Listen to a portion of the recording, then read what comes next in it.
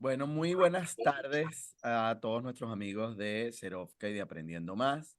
Ayer habíamos tenido algunos inconvenientes técnicos con respecto a nuestra conversatorio sobre nanodosimetría. Así que bueno, hoy hemos arrancado entonces con todas las pilas y además lo tenemos aquí disponible en su canal. Los invitamos obviamente a que verifiquen los conversatorios anteriores porque estamos llevando la secuencia de la importancia de la dosimetría de este tipo. Entonces, bueno, profesor, las pantallas son todas suyas. Ok, vamos a ponerla.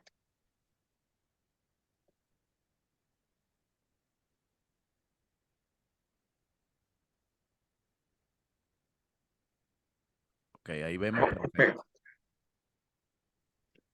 Sí, entonces el tema de hoy podemos decir que es el tratamiento nanoscópico y estocástico de la interacción de la radiación con materia. Bases para una nanodosimetría. Entonces, tal vez es bueno eh, perdón, sí, es bueno tener presente ciertas ideas que discutimos en la última sesión. Y es que la materia viva como forma de materia va a ser especial. Especial porque dependiendo de donde tengan el lugar los agregados espaciales que están asociados a las ionizaciones y en especial agregados que estén vinculados al ADN, se supone que se da inicio a procesos que determinan la evolución que la célula va a tener, ¿no? Eso ya fue descubierto esencialmente a través del trabajo de Woodhead, Brenner y Ward, ¿no? Ellos son los primeros que se percataron de que esto estaba o esto sucediendo. Entonces, vamos a decir, como materia, la materia viva se supone que puede tener una respuesta que puede ser no lineal, o sea, sustancias en pequeña cantidad que regulan o que están asociadas a los mecanismos de regulación pueden producir respuestas que tengan efectos particularmente grandes, aunque las cantidades que regulen sean pequeñas. Entonces eso convierte los sistemas vivos en sistemas emergentes, ¿no?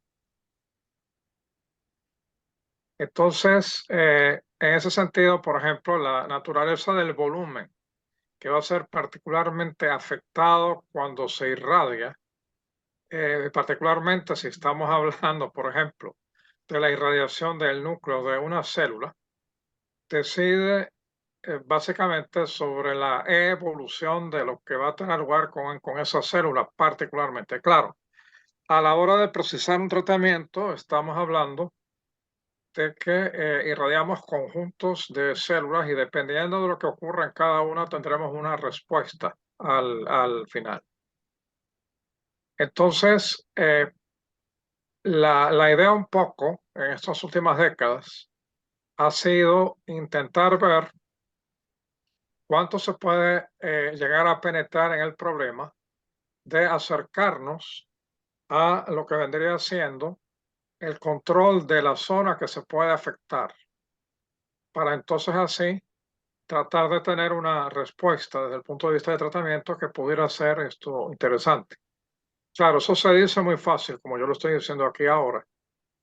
Lograrlo en la práctica es bastante difícil y de hecho en la primera etapa de lo que tiene que ver con el desarrollo de todas estas formas de tratamiento con radiaciones, que vamos a decir, estuvieron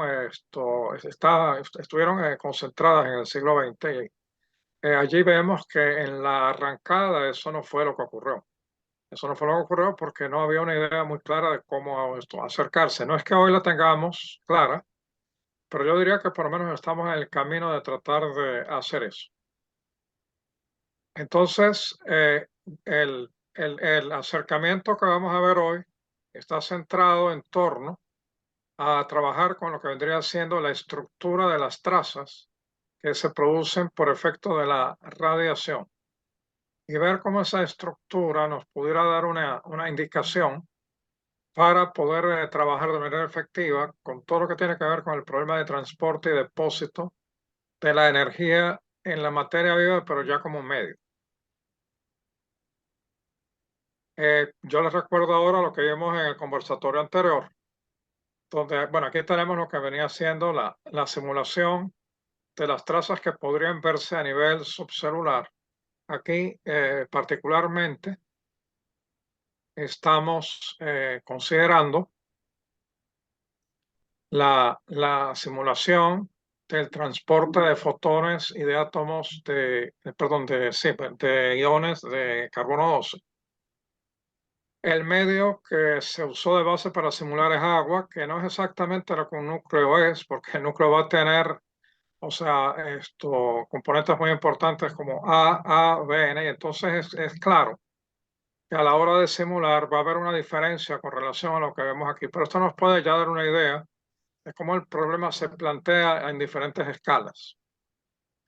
Aquí vemos las trazas simuladas en un volumen de 10 por 10 por 5 micras, en lo que vendría siendo equivalente a un núcleo de fibroblastos.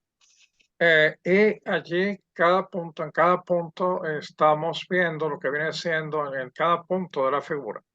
Estamos viendo lo que vendría siendo la generación de una especie radiolítica. Acá, a la derecha, con colores que corresponden a lo que tenemos en la figura, vemos las especies que acabo de mencionar ahora. Lo que vemos en la figura corresponde a un equivalente de dosis de 50 centigrados. Vemos que para el caso de los fotones, donde lo que tenemos acá es la emisión de electrones, que son los que van a producir estas trazas, la forma en la que se distribuyen los eventos que hay que considerar, aunque no es uniforme, definitivamente no es más que la que tenemos del lado derecho, con iones de carbono 12, donde lo distintivo serían las trazas en línea recta, que tienen que ver con las trayectorias principales de los iones, antes de llegar al final de su trayectoria, donde se supone que se produce el efecto del pico de Bragg, y ellos entregan la mayor parte de su energía. Pero en el camino, de todas formas, logran remover electrones que tienen el recorrido que es importante en el material. Pero claramente la distribución geométrica que tenemos para ambos es muy diferente. Yo observo esto, yo trato de reunir eventos de este tipo en un tejido, en una macro o una mesoescala, y voy a ver algo que es tremendamente más uniforme. Pero conforme voy bajando de escala, llego a una escala como la que vemos acá, que es micro, ya yo puedo apreciar que hay diferencias aquí. Entonces, básicamente, la idea va a ser intentar ver qué es lo que podemos hacer si nosotros reducimos la escala en sí como tal. Entonces ahí volvemos a la escala que vimos en el conversatorio anterior. Eso simplemente para situarnos, nos vamos a situar ahora de todas maneras en el rango que comprende la microescala asociada a la microdosimetría en color rojo y la nanoescala asociada a la nanodosimetría en color azul aquí. Entonces tal vez hay que empezar por dar una definición en cuanto a qué sería la microdosimetría. Basándonos en la figura anterior, podríamos decir que la microdosimetría es el estudio y la cuantificación sistemáticos, los dos, de la distribución espacial y temporal de la energía absorbida en la materia irradiada. O sea, es espacio y tiempo lo que va a contar aquí. Para ello, se considera entonces el depósito, pero estocástico, de la energía. Entonces, vamos a empezar por ver unas cuantas ideas aquí que son importantes de revisar. Ya cuando queremos plantearnos el problema tanto a escala micro como nano, es importante destacar la idea de lo que vendría siendo la energía depositada y lo que vendrían siendo los puntos de transferencia. Entonces, ¿qué es un punto de transferencia? el punto de transferencia va a ser aquel donde tiene lugar una reacción. Cuando se habla de una reacción, estamos hablando que pudiera tratarse de una reacción nuclear, una reacción atómica o de ambas. Okay, porque básicamente las partículas o las entidades que estamos empleando para transportar la energía hacia el medio pueden, pueden ser promotoras de reacciones en esos dos ámbitos, ¿no? Aquí, por ejemplo, ajá, sí, dime. Si No, no, alguien está, no, no, alguien hace creo que entró un audio allí, pero no sé, profesor Miguel. No, no fui yo. bueno, ok. Entonces, vamos a suponer, por ejemplo, aquí tenemos un ion que dentro del medio va, o sea, en lo que tiene que ver con su recorrido, él, por interacción de Coulomb, simplemente, va a interactuar con los electrones que hay en el medio y va a poder remover electrones de átomos. Allí tendríamos, dentro de la clasificación que tenemos acá, una reacción en el orden atómico. Pero también es perfectamente posible que el impacto de ese ion con un núcleo llegue a producir una gama mucho más extensa de especies, como por ejemplo pueda llegar a producir una fragmentación, y en ese caso tendríamos emisión de iones, y que el ion que yo tengo, lo que haya sufrido, es simplemente eh, pérdida de su energía y cambio en la cantidad de movimiento. En el proceso pueden producirse fotones también, porque cuando el impacto, cuando ese impacto ocurre que tiene lugar, yo puedo afectar, cuando hablo de fotones pueden ser rayos gamma, pero pudieran ser X también, en el sentido que yo pudiera afectar lo que está ocurriendo con la corona de electrones que el átomo tiene y generar, por ejemplo, rayos delta, que serían electrones de alta energía. O sea, aquí como consecuencia, y ahí en ese caso tendría una mezcla de los dos tipos de reacciones, nuclear y atómica. Entonces, cuando yo considero el punto de transferencia en el lenguaje que se va a manejar, tanto en microdosimetría como en nanodosimetría, se refiere a un punto en el cual, por las reacciones que tienen lugar allí, yo tengo una gama de productos que puede ser muy variada.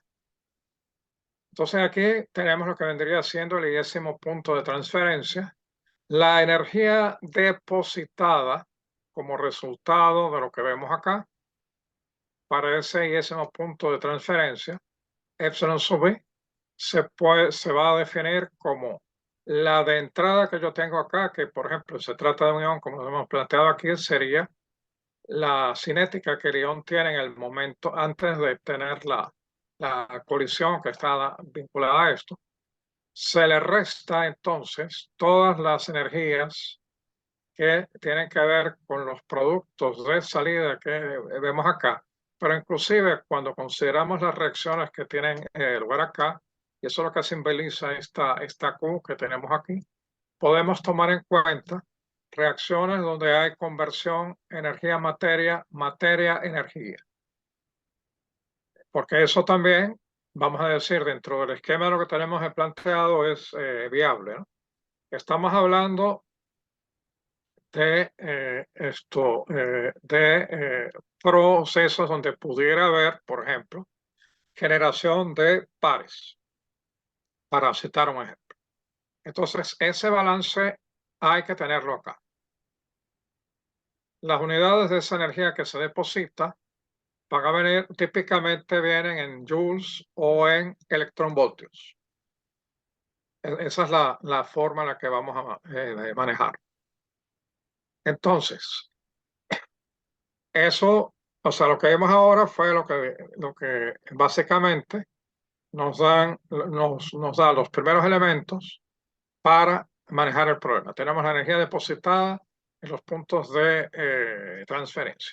Pero ahora viene otra idea que es importante, que es lo que viene siendo la definición de evento.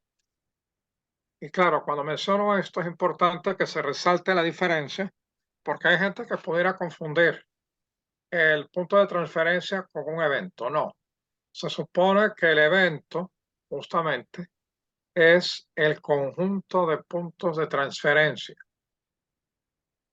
que van a tener la propiedad de estar estadísticamente correlacionados.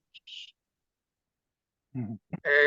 Cuando digo estadísticamente correlacionados, significa que si, por ejemplo, todos estos puntos de transferencia que vemos aquí, o sea, cada punto que vemos acá, incluyendo los que se separan de la trayectoria principal que estamos viendo, serían puntos de transferencia. Simplemente se trata de diferentes tipos de puntos de transferencia acá y ellos van a estar estadísticamente correlacionados porque efectivamente después de que hay una primera transferencia, vamos a suponer en este punto, y tengo esta otra salida acá con una entidad que produjo otro punto de transferencia acá y tengo después esta salida para este otro punto, existe, o sea, cuando esto tiene lugar aquí primero, por ejemplo, existe una probabilidad de que sucedan estas dos cosas.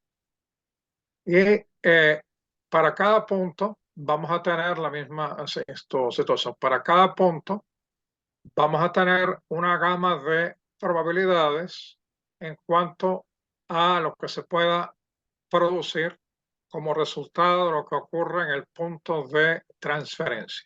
A eso es a lo que se refiere que estén estadísticamente correlacionados.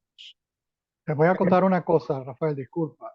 Sí, La- los, los agrupamientos de esos puntos de transferencia, de esos eventos, eh, para una misma, representa una historia de lo que ocurre en la entrega total de energía que hizo la partícula incidente, bien sea un sí, fotón o bien sea un ion cargado.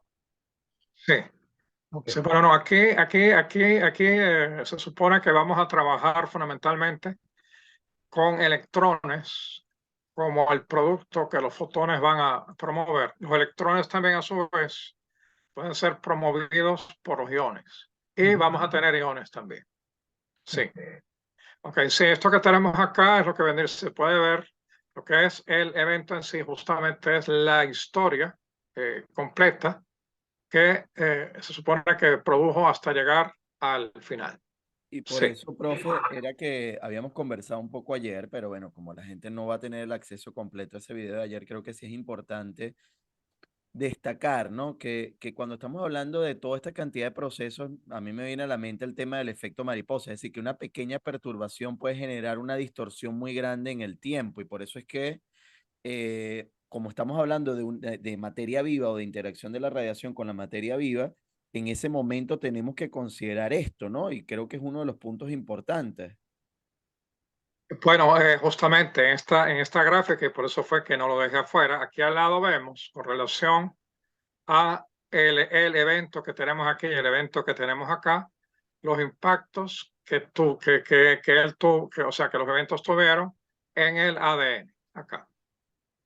Acá lo que tenemos aquí arriba es lo que típicamente tenemos para electrones, para una energía de 500 eV, y lo que tenemos aquí abajo es lo que pudiéramos tener típicamente para partículas alfa de 4 MeV, ¿ok? Bueno, partiendo de esa energía. Entonces, sí, efectivamente.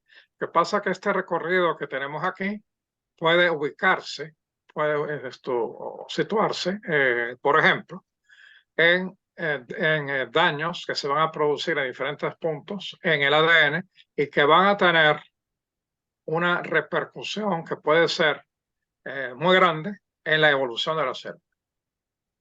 O sea, aquí un cambio que puede parecer localizado y pequeño, que puede afectar desde el punto de vista de la genética un sector muy pequeño, puede tener un impacto muy grande, sí. Entonces, el evento va a ser lo que tiene que ver con la cadena completa que estamos viendo acá. Entonces, ahora aquí ya podemos pasar a hablar de otras cantidades, ¿no? Todas estas cantidades, vuelvo a insistir, aunque aquí lo comenta, lo voy a repetir, es para manejar de la escala microscópica hacia abajo. Exacto, sí. Esto no, o sea, no es que está restringido a una escala inferior a la microscópica, no, que estamos hablando de la microscópica hacia abajo, porque justamente la definición de energía específica va a ser en un volumen B.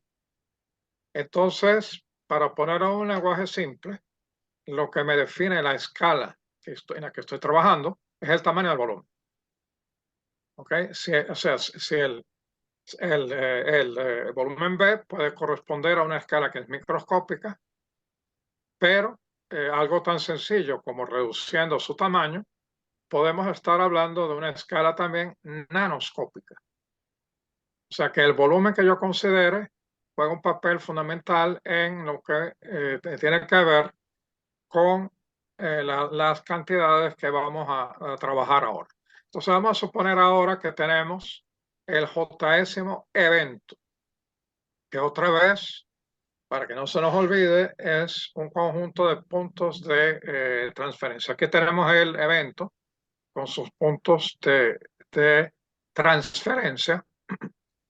Entonces, la energía impartida por todos los eventos en el volumen B que yo esté considerando aquí va a ser simplemente la sumatoria de la contribución de cada uno de ellos en lo que se refiere a la energía depositada de la que hablamos antes. O sea, la epsilon sub j sería la energía depositada en este caso, y la epsilon es la suma de la energía que depositaron todos los eventos. Entonces hablamos acá, esta epsilon le cambiamos el nombre y hablamos de energía impartida, que sería la sumatoria que yo tengo aquí.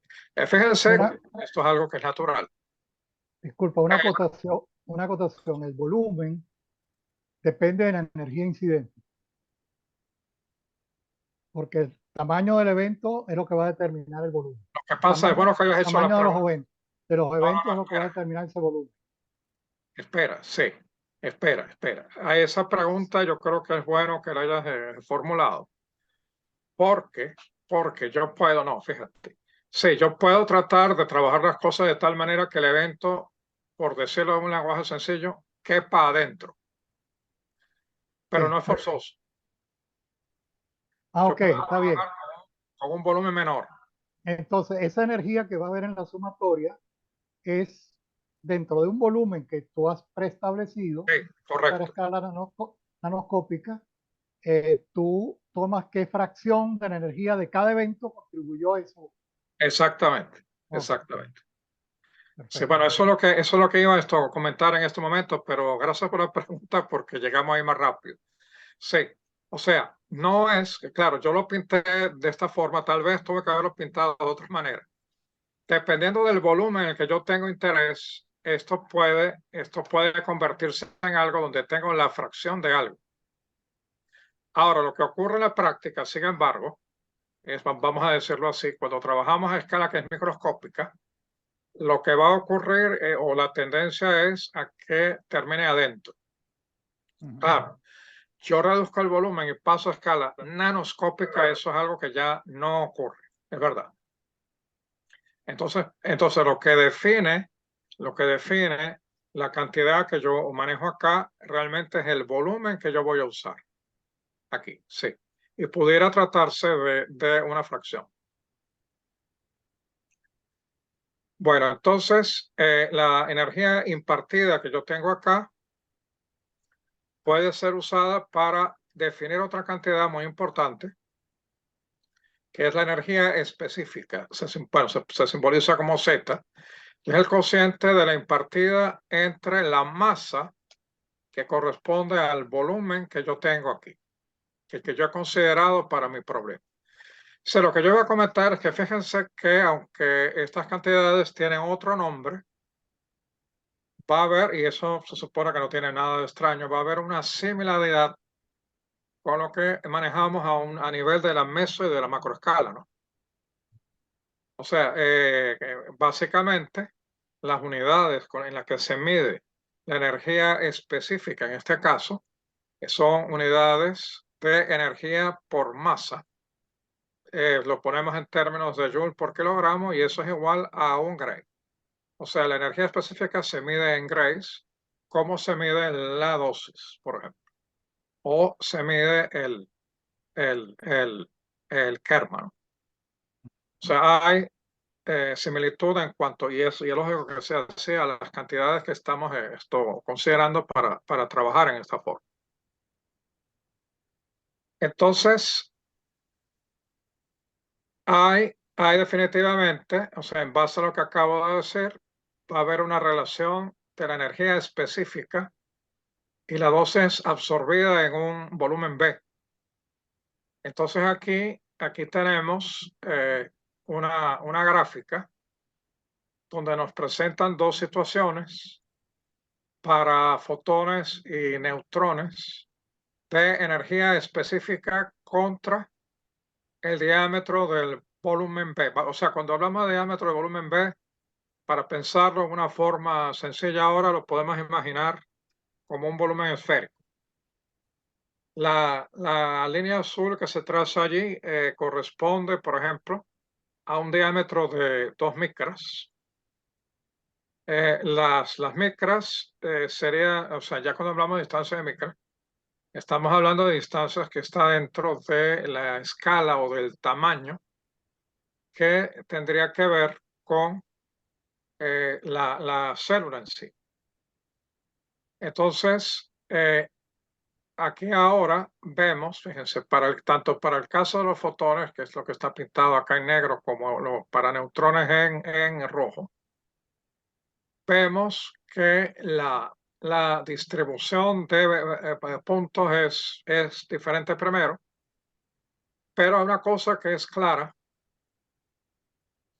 es que conforme nos desplazamos hacia el lado derecho, esa distribución de puntos cambia de una forma que es significativa. Hay una cosa que es importante señalar, aunque no está indicado acá.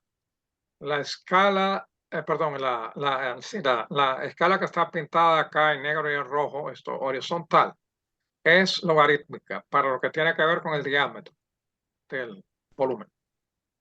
Entonces aquí estamos viendo lo que sucede cuando nos desplazamos hacia la derecha, qué es lo que sucede en varios órdenes de magnitud. Y entonces vemos que de una densidad de puntos relativamente alta que tenemos, entonces se parte del cero aquí, nos desplazamos a una situación donde esa densidad de puntos va a ir cambiando con tendencia a tener una dispersión menor, como cuando uno se supone que se corre a la derecha. ¿Ok? Acá tenemos que hablar de una distribución a la fuerza porque la energía específica a la que hacemos referencia acá y sobre todo por lo que acabamos de comentar en cuanto a la reducción del volumen, fundamentalmente por lo que acabamos de comentar con respecto a la reducción del volumen, va a ser una cantidad estocástica. Entonces, necesariamente para escalas muy pequeñas vamos a tener que manejarlo de esa forma. Pero tengo una distribución, pero la varianza que tenemos, que se mide de esta manera, sería el valor medio del cuadrado de la energía específica menos el cuadrado del valor medio de esa energía específica. Vamos a ver que crece en lo que se refiere a la dispersión de esos valores cuando la palabra es clave, decrece el diámetro del volumen. O sea, si me muevo hacia acá, la sigma z cuadrado que va a medir el ancho que la distribución tiene que crecer básicamente en esta dirección. Entonces, siendo la energía específica una cantidad que se mide en Gray también, una pregunta inmediata sería, bueno, ¿a qué podemos O sea, hay forma de poder reportar en este caso lo que vendría siendo la dosis absorbida. Y la respuesta es sí, porque la dosis, teniendo en cuenta las distribuciones que tenemos acá, la dosis absorbida, y por eso está marcado así de esta manera, sería un valor promedio, un valor promedio que yo puedo tener para un diámetro determinado. O sea, cada diámetro que yo tome acá, o sea, yo lo que hago es pararme en un punto aquí, va a generar una distribución para los valores de la energía específica que yo voy a tener. Y entonces, en ese punto, ¿ok? Yo, si calculo el valor esperado de la energía específica para ese diámetro, esa es la dosis a la cual yo pudiera hacer referencia en este caso. Entonces, eh, perdón, aquí hay un detalle que acabo de ver. Acá perdón, no sé qué fue lo que ocurrió, pero vamos a corregirlo ya. Bueno, aunque puedo comentarlo, ¿no? Aquí puse calidad de dosis, pero aquí es calidad de radiación. Aquí hay que cambiar esto. Aquí vemos, porque aquí se ve en la gráfica, ¿no? Que creo que no es un problema eso, ¿no? ¿Aló? Sí, sí, sí, no, no, se ve bien. Esto aquí es calidad De de radiación. radiación. Y aquí podemos verlo. Aquí tenemos fotones y neutrones y vemos que las distribuciones son completamente diferentes. Entonces, la dosis cambia con cada punto que estoy seleccionando aquí, pero ahora vemos otra cosa que es muy interesante. Conforme me desplazo hacia la derecha, que significa que estoy incrementando la escala. E insisto, esta escala que tengo acá es logarítmica. Vemos que la distribución se va afinando, pero aquí al final, ya para los fotones, porque en el caso de los fotones, el afinamiento ocurre mucho más temprano, pero para los neutrones tiene lugar también. Cuando ya llegamos al punto final donde se afina de manera que se ve prácticamente como una línea, entonces allí estamos trabajando en el límite en el cual la dosis va a ser igual al valor esperado de la energía específica, pero en el límite cuando la masa tiende a cero. O sea que esto que tenemos aquí, ya en este extremo, es la dosis que a nivel de una meso o una macroescala estamos midiendo realmente. ¿Ok? Entonces allí vemos, aquí, o sea, esta gráfica yo creo que es interesante por eso. Nos permite ver cómo se conectan las escalas y cómo es que se podría manejar estas ideas para poder moverse realmente en todo el rango de escala, ¿no? Yo quería agregar una cosa viendo la gráfica, porque hay un análisis intuitivo un poco de si eso es producto de un cálculo que a lo mejor nos sorprende, pero quizás no es tan sorprendente. Fíjense bien, yo veo lo siguiente. A medida que tenemos una escala menor, hay mayor dispersión de la energía específica. Eso está bien. Ahora, ¿por qué? Si uno ve las nubes de puntos que están ocurriendo allí, que están reflejados en la gráfica, uno se da cuenta que la nube de puntos es de mayor proporción, hay más puntos acumulados en la parte de energías específicas bajas, tendiente a tener a medida que vamos bajando la escala. Eso tiene sentido porque si vemos un evento y estamos considerando un volumen que se encoge porque estamos disminuyendo la escala, eventualmente la fracción de cada evento es cada vez menor. Sí, sí, Entonces, la energía específica tiene que disminuir. Claro, hay como es estadísticamente, es un proceso completamente estocástico, hay eventos en los cuales, aunque la escala del volumen es suficientemente pequeña, el evento está totalmente contenido dentro de esa escala y contribuye totalmente. O sea, su fracción sería 1, la proporción que contribuye es total.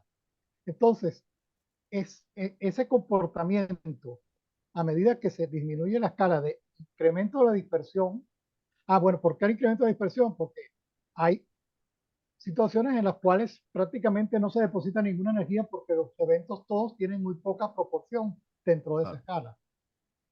Ah, Es algo que depende de la energía y de la calidad de radiación que se esté utilizando. O sea, la gráfica refleja algo que si uno fuera a plantearse un modelo intuitivo de cómo debe estar actuando la radiación, esto es una demostración de que efectivamente es así, ya que esto proviene es un producto de una simulación, me imagino que de Monte Carlo. En principio debe ser algo razonablemente válido para lo que ya sabemos del método de Monte sí, en Carlo. una primera etapa, eso es lo que se ha venido usando intensamente para tener una guía, pero hay que decirlo, hay trabajo experimental también, que tenemos que tratar un poco más adelante. Ok. Ok. Entonces, aquí hay otro detalle más. Aquí vemos qué es lo que pasa con la distribución de energía específica para lo que vendría siendo un, eh, un diámetro de volumen fijo B, ¿no? Entonces, aquí, o sea, si se fija eso. Entonces, fíjense, aquí tenemos la frecuencia de la distribución contra la energía específica, ¿ok? Entonces, aquí lo tenemos, por ejemplo, para electrones de 18 MeV y aquí hay para iones de nitrógeno de 300 MeV, ¿ok? Y acá arriba tenemos la escala correspondiente también para la dosis absorbida en Gray. Porque ahora lo que se quiere observar bajo estas condiciones, ¿qué pudiera suceder a alta y a baja dosis? Entonces, otra cosa que se observa que es interesante es a alta dosis, la distribución tiende a ser una gaussiana y vamos a decir, esto estaría de acuerdo con el teorema del límite central. ¿Cómo se refleja eso? Eso podemos verlo.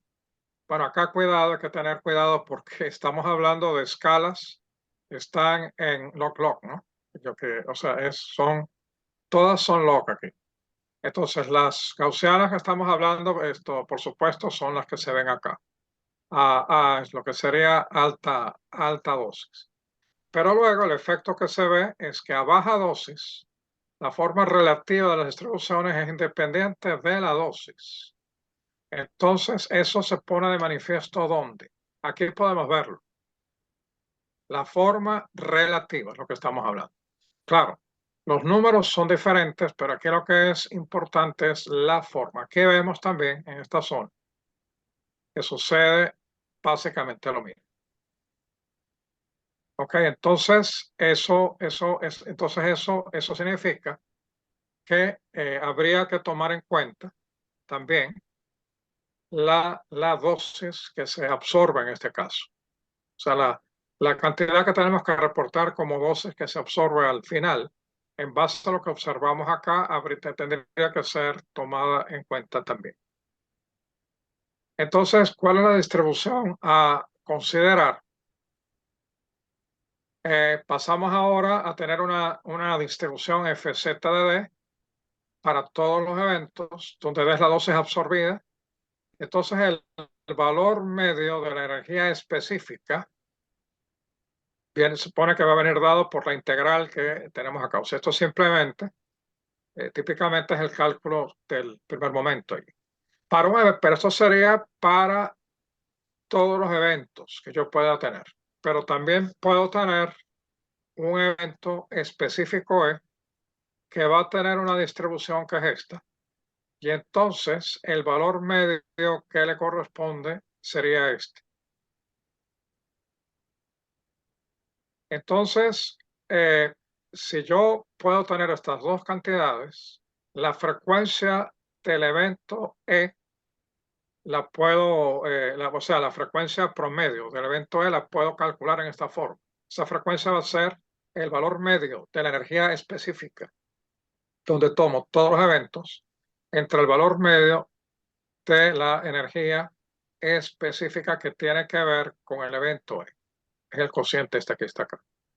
Esto me permite, el poder establecer esta idea, me permite vincular el cálculo de la dosis, que sabemos que va a tener que ser igual a, o sea, por lo que vimos antes, al valor esperado de la energía específica para todos los eventos.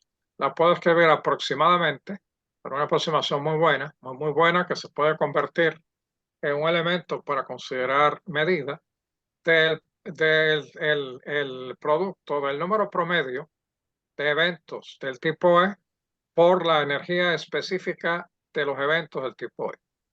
Esto me permite una medida porque entonces yo podría, o sea, si yo tengo formas de poder estimar o inclusive determinar a priori el valor que va a tener esto, en un caso determinado, si yo logro medir el promedio de estos eventos específicos, podría tener un estimado de la dosis. O sea, esto aquí se supone que se convierte en un elemento que me permite determinación de dosis, ¿no? Básicamente. Hay otro concepto que es importante, que está ligado, va a estar ligado a lo que nos es familiar, que es la transferencia lineal de energía, pero esto no es eso exactamente. Que se define, es la energía lineal, en este caso ese es el nombre con el que se va a encontrar, que se define como la energía impartida por unidad de longitud de cuerda promedio en el volumen blanco. Y, o sea, ya cuando se habla de volumen blanco, hay que pensar, por ejemplo, en lo que vemos aquí, para verlo de una forma simple, yo lo representé como un volumen esférico, o sea, con el valor del volumen esférico y tiene una superficie A que es S. Pero realmente esto se puede manejar también, y si tendría que manejarse en la práctica, como un volumen convexo, o sea, yo me separo, me alejo de la forma esférica para manejar el problema. La condición es que el volumen sea convexo simplemente. Entonces acá para manejar lo que tiene que ver con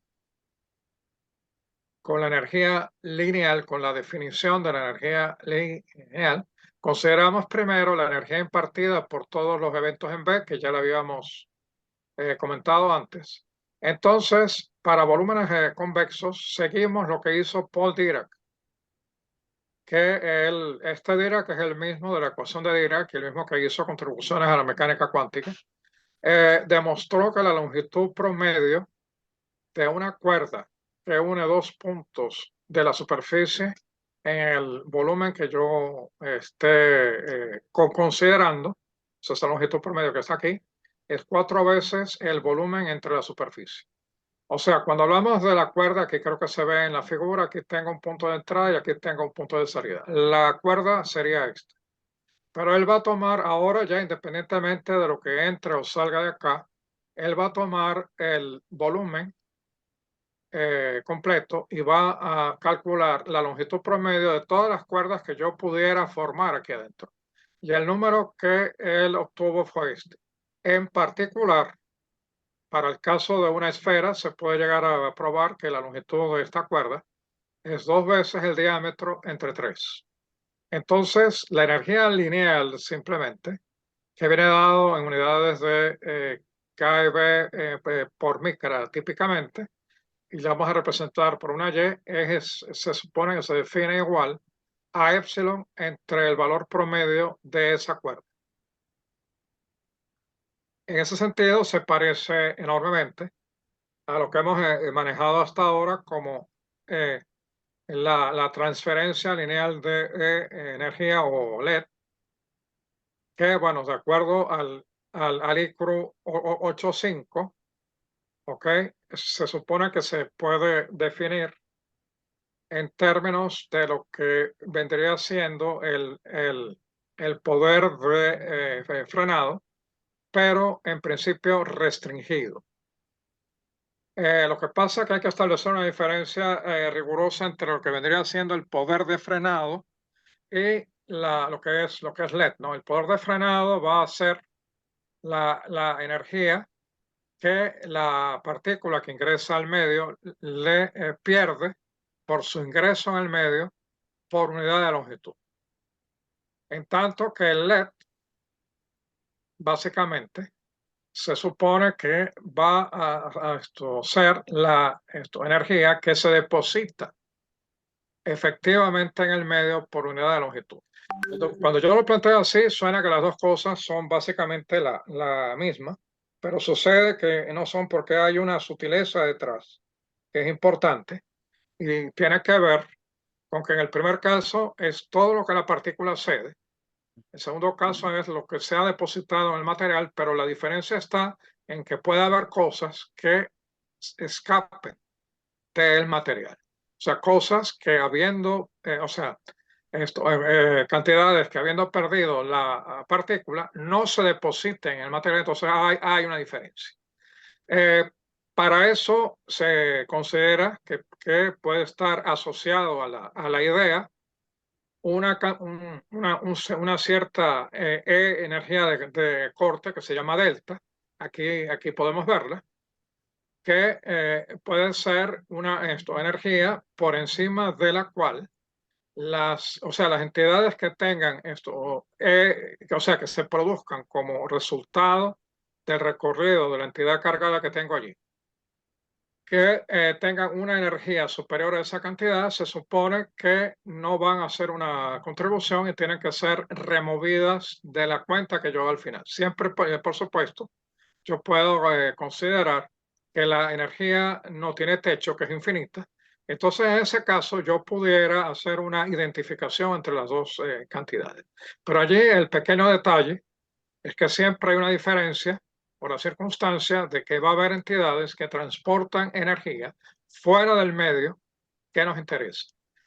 Allí, de todas maneras, en la práctica, a la hora de hacer las determinaciones, se ha podido comprobar que, bueno, que esa pérdida tiene lugar, efectivamente, pero cuando vemos la diferencia porcentual entre lo que vendría siendo el poder de frenado y el LED, estamos hablando ya en condiciones reales, estamos hablando de diferencias del orden del 2%. O sea que no es una diferencia tremenda. Pero vamos a decir, y entonces en ese sentido es una cantidad útil para tener una idea del depósito que hubo, el depósito efectivo que hubo, ahora hablo del LED, por unidad de longitud. Ahora, en el caso de la cantidad que mencionamos antes, la energía lineal, no hay problema con el balance, en el sentido que, como se maneja, allí tenemos la contabilidad total de la energía que se impartió. No hay problema con tal balance. Entonces, en ese sentido, pudiera ser más adecuada a ser considerada para el manejo de todas estas cosas. Sin embargo, la transición no es fácil.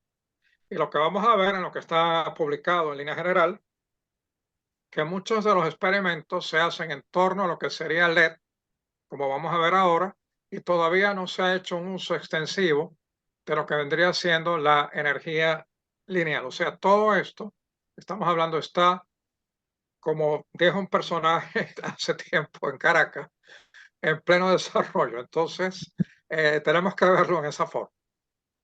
Acá, por ejemplo, bueno, aquí vemos la vinculación del LED. O sea, el LED no es que no tiene información, que no tiene vinculación con lo que está sucediendo, se supone que tiene toda. Tiene el detalle que mencionamos y lo otro puede ser superior, pero por ahora, como es lo que se ha venido empleando y particularmente para trabajar a nivel de la microescala también. Entonces aquí va a estar presente. Aquí vemos la complejidad de la estructura de trazas dependiendo del LED, ¿no? Aquí claramente tenemos incremento en el LED. Claro, son entidades que son diferentes. Acá hablamos de electrones de 2.72 keV. Aquí hablamos de protones de 5 MeV. Aquí tenemos partículas alfa de 20 MeV. Y acá hay iones de carbono con 60 MeV, ¿no? pero vemos que el LED crece y fíjense que es claro, conforme el LED se hace mayor, como cabe esperar, tenemos, o sea, si consideramos que cada uno de estos es un evento, tenemos un número de puntos de transferencia que crece en una forma bien importante. Entonces, ahora cuando comparamos lo que viene siendo la energía específica, Z, que recuerden, es lo que se mide en Gray, contra la energía lineal, que es la energía que tenemos por unidad de longitud en este caso, lo que observamos es esto. Las distribuciones de energía específica dependen, como ya lo vimos hace unas láminas atrás, de la dosis absorbida, ¿no? A alta dosis, ahí va a tener un comportamiento de gaussiana. A baja dosis hay una independencia de la dosis que se absorbe. Entonces, las distribuciones de energía lineal van a ser independientes por completo de la dosis absorbida en este caso. Ya eso es una diferencia. Tanto las distribuciones de la energía específica como la energía lineal van a depender, por supuesto, de la calidad de la radiación y del diámetro del volumen blanco. Aquí otra vez el tema del tamaño se hace presente. Entonces, las cantidades específicas que ya nos permiten pasar a tratar de manejar lo que tenemos que manejar a nivel de la nanoescala, están presentadas acá, ¿no? Entonces, suponemos que tenemos un haz primario de partículas cargadas con calidad de radiación Q, ¿ok? Su distribución, ahora o sea, uno tiene que familiarizarse con las siglas, porque la gente tiene, yo diría, la mala costumbre de hacer referencia en las publicaciones a las siglas y referirse después, o sea, sin aclararle al que lee qué es lo que hay detrás, al que lee por primera vez, ¿no? Se supone. Cuando se refiere a ICS es básicamente o sea, el tamaño del clúster que tiene que ver con la ionización que vamos a tener allí, ¿no? Y se refiere o sea, aquí lo que es importante es la distribución de los cúmulos o agregados de ionizaciones. Que por cierto, o sea, o sea, esa distribución de probabilidad va a estar vinculada al número promedio que yo mencioné antes, que podría servir como base para medir dosis allí. Entonces, vamos a suponer que la probabilidad se designa de esta manera, donde tenemos el número de cúmulos que yo voy a tener allí, y Q es la calidad de la radiación, ¿no? Entonces, en ese sentido, aquí tendría simplemente lo que vendría siendo, o sea, aquí estoy sumando desde tener un cúmulo hasta esto infinito.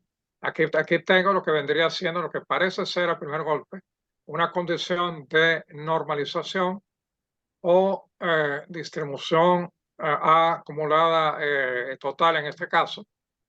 Acá tenemos otra cantidad que es importante, que sería el primer momento de esa distribución, o si quieren ustedes, el valor promedio o el valor esperado que vamos a tener para el número de cúmulos que vamos a tener allí. Luego tenemos otra cantidad importante que va a ser esta F2 de Q, que sería la distribución A acumulada para un número de cúmulos que sea igual o mayor que 2, que ya vamos a ver por qué esta selección. Ahora es que vamos a ver por qué es esto fundamental. Hay otras cantidades, siempre hay forma de definir más que podemos usar para discriminar, pero aquí tenemos tres que son fundamentales para comenzar. Entonces, aquí vemos, básicamente, esto es lo que se obtuvo, pero esto ya es medido. O sea, aquí no hay, bueno, aquí puede haber una simulación también, pero aquí entiendo que hay medición, que es lo que está planteado aquí. Entonces aquí tenemos lo que vendría siendo probabilidad a la que hicimos referencia antes, está en este eje, contra el tamaño del clúster. Y lo tenemos para diferentes calidades. Acá estamos en el caso de estos protones de 5 MeV, partículas alfa de 20 MeV, iones de carbono de 60 MeV, iones de neón de 100 MeV. Entonces vemos que la distribución cambia o es sensible o discrimina, vamos a plantearlo así, o sea, se supone que puede llegar a discriminar sobre lo que vendría siendo la calidad de la radiación que estamos empleando. Acá se supone que, por supuesto, el comportamiento que estas curvas tienen va a depender de el medio que yo estoy tomando acá. Para agua es básicamente lo que estamos viendo en esta gráfica. Para lo que vamos a ver en sistemas vivos no va a diferir mucho de esto, pero no hay duda de que para cada medio es diferente. Y si, por ejemplo, hablamos del medio nuclear en la célula, va a ser definitivamente, van a ser curvas del mismo tipo, pero diferentes. Acá vemos, bueno, esto primero es para diferentes tipos de calidades, pero aquí vemos que ocurriría dentro de una misma calidad Q. Y hay la buena noticia, lo interesante, lo que es bien interesante, es que va a haber una universalidad. Ok, aquí vemos lo que sucede para partículas alfa de 4.6 MeV, ok, para diferentes medios. Acá tenemos el caso de agua líquida, nitrógeno, propano. Entonces y es interesante, hay cierta universalidad en el comportamiento. Para el propósito de tratar de determinar las cantidades que son fundamentales, eso es una primera buena noticia, ¿no?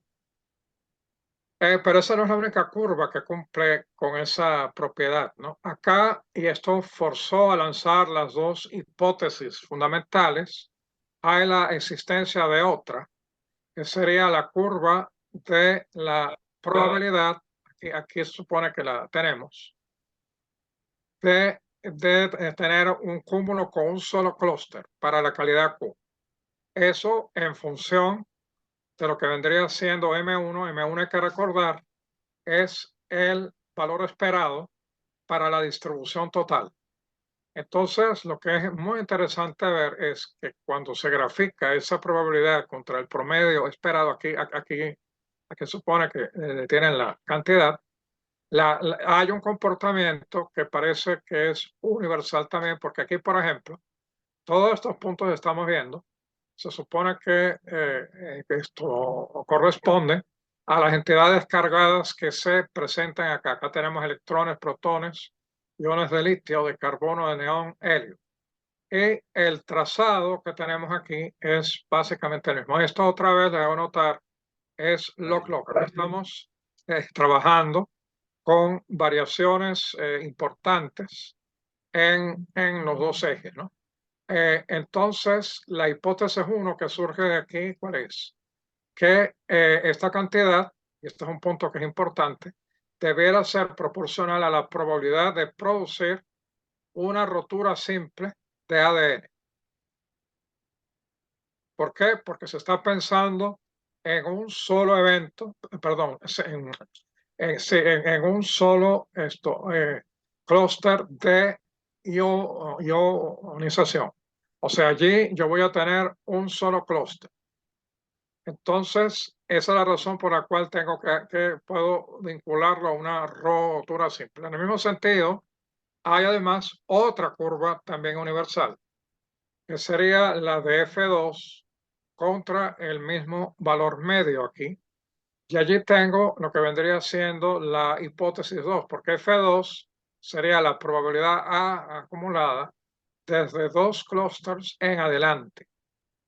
Entonces allí la hipótesis 2 surge de la misma manera, debe ser, pero ya con otro elemento, debiera ser proporcional a la probabilidad de producir, y esta palabra es importante, con seguridad, una rotura doble en el ADN. Así como en el caso previo, con seguridad vamos a producir una rotura, aquí, cuando yo considero la probabilidad acumulada en esta forma, puedo plantear que con seguridad pudiera tener o sea, eso se supone que pudiera ser la probabilidad de producir una rotura doble con ADN. Ahora vamos a ver que sí hubo manera de poder comprobar que esto efectivamente es así. Y para eso aquí tenemos dos mediciones que se hicieron con el LED. El LED, porque vamos a decir, esto históricamente es lo que se establece primero, y es la herramienta que está en uso aún, ¿no? Aunque tiene alguien que le toca la puerta, que es la energía lineal, ¿no? Pero aquí podemos ver, estos son, se supone que esto corresponde a experimentos hechos con ADN de plasma, o sea, el SB40.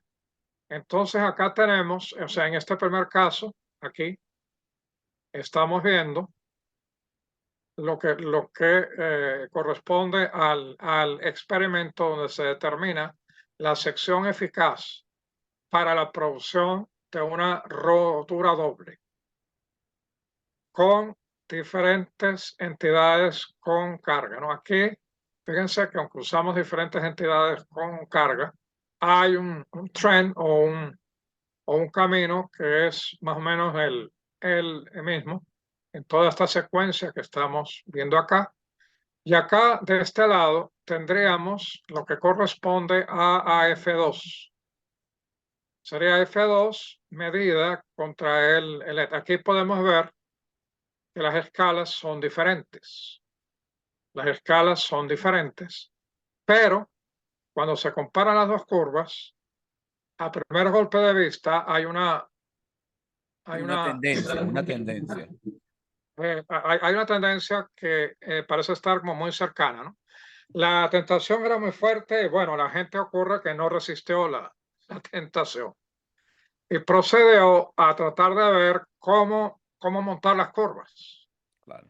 cómo proceder con el montaje para ver si efectivamente una cosa está vinculada con la otra, porque de estarlo, entonces la hipótesis que se lanzaba de que F2 iba a ser la lectura directa de la probabilidad para que haya una doble rotura de la cadena tendría sentido. Claro. Y bueno, efectivamente eso fue así, ¿ok?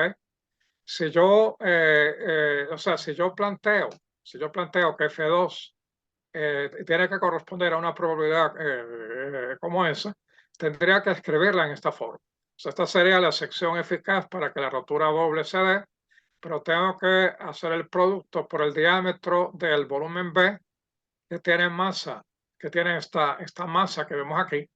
Y esta N promedio que tengo acá es el cociente de lo siguiente. Esta N promedio sería una densidad promedio para una densidad promedio de puntos donde eso sucede. Y sería el cociente de la densidad del ADN, o sea, sería la cantidad de ADN que tengo por unidad de volumen, entre la masa del ADN en el volumen que estoy considerando. Sería el N promedio que vemos acá. Entonces, pensándolo en esa forma, aquí tenemos en el producto de estas dos cantidades el factor de escala que nos vincula a estas dos curvas. O sea, nos vincula a estas dos curvas que teníamos aquí antes. Ahí tenemos el factor de escala. Hay otra forma de hacerlo que ya lo vamos a ver en la curva siguiente. Entonces, al proceder de esa manera, el resultado que yo diría que es impactante es este que estamos presentando acá. Aquí vemos entonces que sí se montan las dos y que entonces, como sospechábamos, la F2 nos está dando esa información en forma prácticamente directa. En la misma forma, la P1 que vimos antes, la P1 que tenía ahora para recordarles, que tiene que ver con esta curva, perdón, con esta curva acá, va a estar vinculada, pero ahora con la sección eficaz para la rotura simple, a través de que del mismo factor. Es exactamente el mismo factor que yo voy a tener acá. O sea que entonces esto sirve en primera instancia para confirmar que la hipótesis o la sospecha que estaba planteando allí tenía sentido. Lo que haya universalidad ya da pauta de que se abren las puertas completamente para que se pueda desarrollar algo que va a ir en aras de entender más lo que sucede a nivel de la nanoescala. Aquí tenemos la misma curva anterior, exactamente, pero para proceder con la normalización, aquí lo que se hizo fue emplear el cociente de la sección eficaz entre F2 para un valor determinado, con la idea de proceder con la normalización. Es otra forma de hacerlo. El resultado fue exactamente el mismo acá. Ok, y acá hay más información sobre cuál fue la fuente de los datos para obtener en primera instancia la sección eficaz de rotura doble para el ADN, ¿no? Entonces aquí, ya con esto, vemos que hay un paso que es importante. Por supuesto, hay otras cantidades que se pueden llegar a definir, como estas que vemos acá. Estas son cantidades que se han propuesto para tratar de ir más allá, discriminar en cuanto a lo que tiene que ver con la información que podemos obtener de lo que ocurre a una nanoescala, ¿no? Entonces, por ejemplo, la probabilidad condicionada para no, o sea, para no que sea igual a 2 o por encima, nos permitiría ponderar la aparición de cúmulos de ionizaciones para no mayor que 3, por ejemplo, para no, bueno, para no igual o mayor que 3. Aquí creo que faltó igual. Ok. Entonces, por ejemplo, aquí tenemos la probabilidad condicionada que mencioné. Aquí tendríamos el primer momento para esa situación y aquí tendríamos la distribución condicional acumulada para esa situación. Esto ya, si uno quiere refinarlo más, ¿no? Ese sería simplemente el caso. Entonces, bueno, aquí se abre toda una puerta.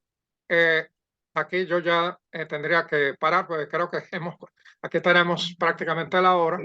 Entonces yo creo que para la próxima sesión podríamos continuar con básicamente qué es lo que se ha desarrollado para trabajar con el problema a nivel del laboratorio. O sea, antes de entrar en el tema de las simulaciones, que vienen mucho más adelante, ver qué fue lo que pasó en el laboratorio para trabajar con todas estas cantidades, ¿no? Ok, no, nos parece bien. Y ya ahorita con esto entonces estamos sentando justamente las bases para la discusión posterior cuando veamos el tema de las simulaciones, porque estamos considerando algunos factores claves a la hora de las simulaciones respectivas. Sí, yo ahora me temo que tengo que dejarlos porque Sí, estoy sí. sobregirado en tiempo. Vamos a trancar acá y seguimos la semana que viene, así que no se pueden apartar. Cualquier duda, por favor, háganlo en los comentarios. Muchísimas Bueno, gracias. bueno, A la gracias. orden. Hasta luego.